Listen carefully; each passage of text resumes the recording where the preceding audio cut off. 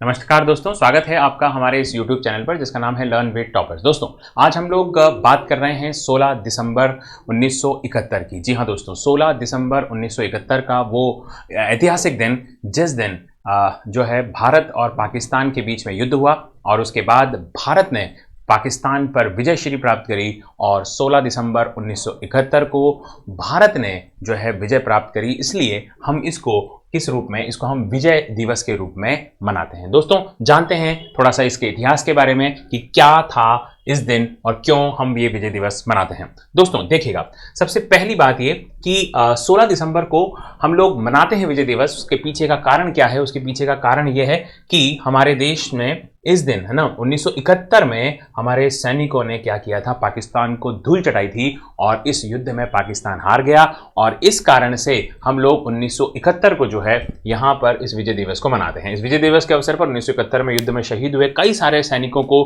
हम लोग श्रद्धांजलि देते हुए हम लोगों ने यहाँ पर दिल्ली में क्या बनाया? हमने बनाया इंडिया गेट। जी हाँ दोस्तों, इंडिया गेट जिसका उद्घाटन 26 जनवरी 1972 को तत्कालीन प्रधानमंत्री इंदिरा गांधी के द्वारा किया गया था। ये क्यों बनाया गया?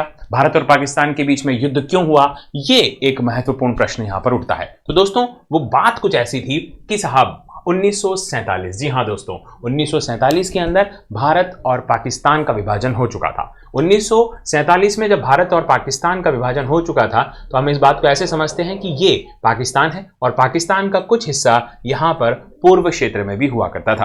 अब हुआ कुछ ऐसा कि यहाँ पर पाकिस्तान जो है उसका जो मेन होल्ड है वो इस वाले यानी कि इस पश्चिमी क्षेत्र पर रहा करता था और ये जो बांग्लादेश वाला जो तत्काल वर्तमान हिस्सा है इसके साथ में थोड़ा सा सौतेला व्यवहार हो रहा था।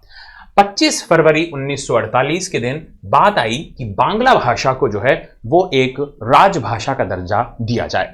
जब ये बात पाकिस्तान के पास पहुंची तो उस समय के प्रधानमंत्री, जिनका नाम था लियाकत अली, प्रधानमंत्री थे उस समय के पाकिस्तान के, और उन्होंने इस बात को तवज्जो नहीं दी और बाकायदा उन्होंने इस बात का उपहास उड़ाया। उन्होंने कहा कि बांग्ला को हम कैसे जो है वो एक राजभाषा के रूप में दर्जा दे सकते हैं। तो ये बात जो है ये उस समय में पूर्वी पाकिस्तान के लोगों को रास नहीं आई और ये उनके दिल पर एक ठेस जो है लगी थी और जब ये बात उनके मन में चुभी तो वहां से ये आक्रोश पैदा हो जाता है और जब ये आक्रोश दोस्तों पैदा होता है तो एक नाम उभर करके आता है, नाम है शेख मुजीबुर रहमान। जी हाँ दोस्तों, शेख मुजीबुर रहमान जो कि ये देख रहे थे कि यहाँ पर पाकिस्तान जो है अत्याचार कर रहा है यहाँ पर पूर्वी पाकिस्तान के ऊपर, तो उन्होंने एक सेना बनाई और उस सेना का नाम उन्होंने क्या रखा? मुक्ति वाहिनी सेना। जी हाँ, ये बांग्ला मुक्ति वाहिनी सेना जो है इसका उन्होंने आगाज किया और लोगों को जो है जागृत किया और उन्हें ये बताया कि किस प्रकार से जो है ये पाकिस्तान उन पर अत्याचार कर रहा है और लोगों को अपने साथ में जोड़ते चले गए। अब साहब उसके बाद में जो पाकिस्तान है वो पूर्वी पाकिस्तान पर अत्याचार भी कर रहा था, उनके लोगों को परेशान भी कर रहा था और बहुत ज़्यादा जब अत्याचार बढ़ गए तो उसके बाद में भारत से जब अप्रत्यक्ष रूप से सहायता की बात आई तो भारत ने, क्योंकि भारत जो है ये आप इसमें सीधी सहायता कर नहीं सकता था, कारण उसका ये रहा दोस्तों कि वो पाकिस्तान का अंदरूनी मसला था। अब इसके लिए अप्रत्यक्ष रूप से भारत ने ऑपरेशन जैकपॉट चलाया। ऑपरेशन जैकपॉट के अंतर्गत हमारी भारतीय सेना ने इस मुक्ति वाहिनी सेना का सहयोग किया, उन्हें हथियार जो है वो प्रदान किए, गुरिल्ला पद्धति के अंतर्गत उनकी सहायता की और भी तमाम कई सारे सलाह मशवरा जो है वो इनके द्वारा किए गए। उसके बाद में धीरे धीरे जब ये बात और आगे बढ़ती है तो उसके बाद बात आती है 3 दिसंबर 1971 के दिन। जी हाँ दोस्तों, इन 3 दिसंबर 1971 में है ना क्या हुआ, यहाँ पर जब बहुत ज़्यादा बात बढ़ जाती है तो मुजीबुर रहमान के कहने पर भारत जो है वो प्रत्यक्ष रूप से इस युद्ध में शामिल हो जाती है और 3 तारीख के दिन 3 दिसंबर 1971 को भारत और पाकिस्तान के बीच में भिड़ंत होती है और जब ये मोर्चा आगे की तरफ चलता है तो 13 दिन का ये भीषण युद्ध और इसके बाद में यहाँ पर हमारे भारत के भी कई सैनिक जो है वो शहीद होते हैं, लेकिन भारत जो है भारत की सेना ने करीबन 9000 पाकिस्तान सैनिकों को मार गिराया और इस प्रकार से अब पाकिस्तान जो है वो लगभग हार की स्थिति में आ चुका था। तो अब यहां पर पाकिस्तान ने भारत के सामने आत्मसमर्पण कर दिया। जी हां दोस्तों, भारत के सामने आत्मसमर्पण किया गया 1971 में। ये तस्वीरें आप यहां पर देख सकते हैं और यहां पर ये जनरल ए के नियाजी, जी हाँ, जो ये तस्वीर में आपको दिख रहे हैं, ये है पाकिस्तान के जनरल ए के नियाजी। इन्होंने 16 दिसंबर 1971 के दिन, यानी कि आज ही के दिन 16 दिसंबर को हस्ताक्षर कर दिए और सरेंडर यानी कि आत्मसमर्पण कर दिया। और आत्मसमर्पण करने के बाद यहां पर हमें एक नया देश मिल जाता है और वो देश जो है पूर्वी पाकिस्तान, जो कि वर्तमान में किस नाम से, बांग्लादेश के नाम से जाना जाता है। दोस्तों, ये एक महत्वपूर्ण घटना थी जिस पर हमने चर्चा करी।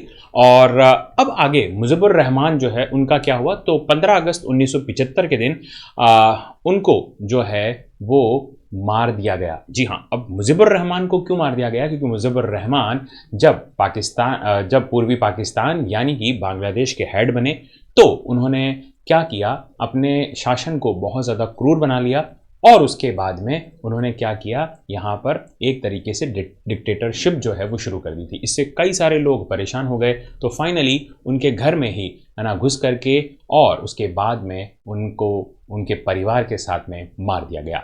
उससे भी ज़रूरी एक और बात कि उनकी एक पुत्री जो है वो विदेश में पढ़ने गई हुई थी, उसको वहीं रोक दिया गया। और बाद में जब मामला पूरा शांत हो गया तब कई सालों के बाद उस बालिका यानी कि उनकी जो बेटी थी वो वापस बांग्लादेश आती हैं और वो बेटी और कोई नहीं बल्कि शेख हसीना थी। जी हाँ दोस्तों, शेख हसीना जो प्रधानमंत्री रही हैं, कहाँ की, बांग्लादेश की, जिनका एक रिकॉर्ड भी रहा है प्रधानमंत्री के रूप में। दोस्तों, वो मुजीबुर रहमान की पुत्री थी। तो दोस्तों, ये एक महत्वपूर्ण बात जो हमने आपसे आज डिस्कस करी। एक कमेंट बॉक्स में आप मुझे एक प्रश्न का जवाब दीजिएगा। पहला प्रश्न तो ये कि आपको आज का हमारा ये वीडियो कैसा लगा, और दूसरा एक प्रश्न मैं आपसे पूछ रहा हूँ वो ये कि बांग्लादेश का जो है इंडिपेंडेंस डे अर्थात स्वतंत्रता दिवस कब मनाया जाता है। इन प्रश्नों के जवाब आप मुझे कमेंट बॉक्स के माध्यम से दीजिएगा और आपको ये वीडियो कैसा लगा इसके बारे में ज़रूर हमसे चर्चा करिएगा। इस प्रकार के इंटरेस्टिंग वीडियोस मैं आपके लिए लेकर आता रहूँगा। आज के लिए इतना ही। जय हिंद, जय भारत।